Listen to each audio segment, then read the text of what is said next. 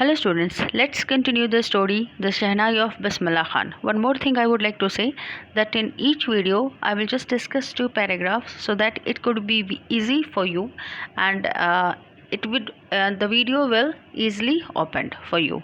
Okay, so now we can just start the second lesson. See, second paragraph, sorry, not second lesson. Here, okay.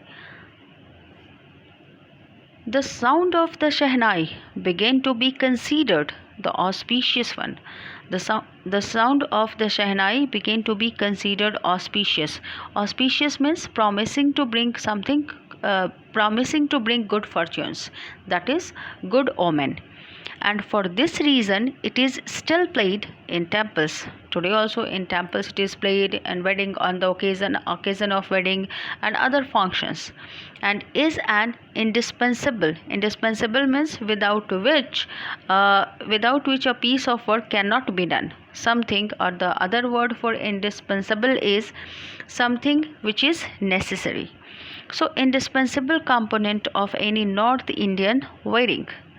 In the past, the Shehnai was part of Naubat. In the past, the Shehnai was a part of Naubat. So at first, let me explain you what does it mean. Naubat. What does Naubat word refer to? Naubat is an Urdu word and it means traditional ensemble. Students, here it is written as ensemble, but the pronunciation of this word is ensemble. So Naubat is an Urdu word and it means traditional ensemble. That means a traditional group of 9 musical instruments. So in the past, the Shehnai was part of the Naubat or traditional ensemble of 9 instruments found at royal courts. Till recently, it was used only in temples and weddings, but the credit to bring this instrument onto the classical stage goes to whom? Ustad Bismillah Khan. Okay, so the Shehnai was played at the king's court, in temples and at weddings. It was used on a stage in performances and the credit for that goes to whom? Bismillah Khan. Okay, who was a legendary Shehnai player and people wanted to hear him play the Shehnai. As a 5-year-old, means when he was 5-year-old, who? Bismillah Khan. Bismillah Khan played Gilli Danda near a pond in the ancient state of Dumrao in Bihar. So, when Bismillah Khan was 5 years old, he lived in an old estate named Dumrao in present Bihar state, and he used to play Gilli Danda, an old sport quite similar to cricket, you could say. He would regularly go to the nearby Bihari Ji temple. Okay, Bihari Ji temple. What for? Why did he go over there? To sing the Bhojpuri Chaita. Okay, Bhojpuri Chaita. It is in fact Chaita in Bhojpuri language. Bhojpuri language is spoken in an area of Bihar, in some district of Bihar. At the end of which he would earn a big laddu, which weight was weighing 1.25 kg. Okay, a prize given by the local Maharaj. And who gave this to him? By a local Maharaj.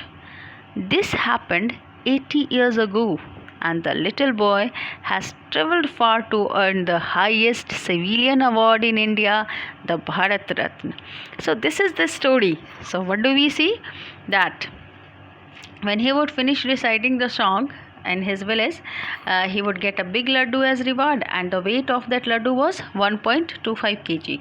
This was a prize given to Bismillah Khan by local Maharajas for singing the Chaita.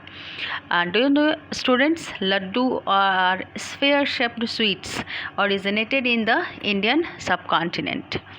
Okay, now we see about the birthplace of Bismillah Khan. Bismillah Khan was born on 21st March 1916. Bismillah belongs to a well-known family. The other synonym of well-known is famous, renowned. Well-known family of musician from Bihar. What was the name of his grandfather? His grandfather Rasul Bakhsh Khan was the Shehnai Nawaz of the Bhojpuri King's Court. Bhojpur King's Court. Okay. His father Paigambar Bakhsh and other paternal ancestors were also great Shehnai players. So what do we see? That the lineage on his father's side was full of great Shehnai players. We can say that Bismillah Khan ji acquired the skill of playing the Shehnai from his ancestors. His grandfather was a great Shehnai player. He played the Shehnai in the court of Bhojpur king. His father and all paternal ancestors were also great Shehnai player. The young boy took to music early in life. So he started to learn. The young boy took to music early in life. At the age of 3, when he was only 3 years old. When he was only 3 years old, he started to play music. At the age of 3, when his mother took him to his maternal uncle's house in Banaras, that is now called Varanasi. Okay, and when Bismillah Khan was fascinated watching his uncles practice the Shehnai, and he was very much attracted and he was very much interested in those playing of Shehnai. Soon Bismillah started accompanying his uncle Ali Bakhsh to the Vishnu temple of Banaras, where Bakhsh was employed to play the Shehnai. Ali Bakhsh would play the Shehnai and Bismillah would sit captivated for hours on end. Okay. What happened? Captivated means what? Attracted. When Bismillah Khan saw his uncle Ali Bakhsh play the Shehnai, he would get attracted towards it, that he would sit there for hours listening to him play the Shehnai. Slowly,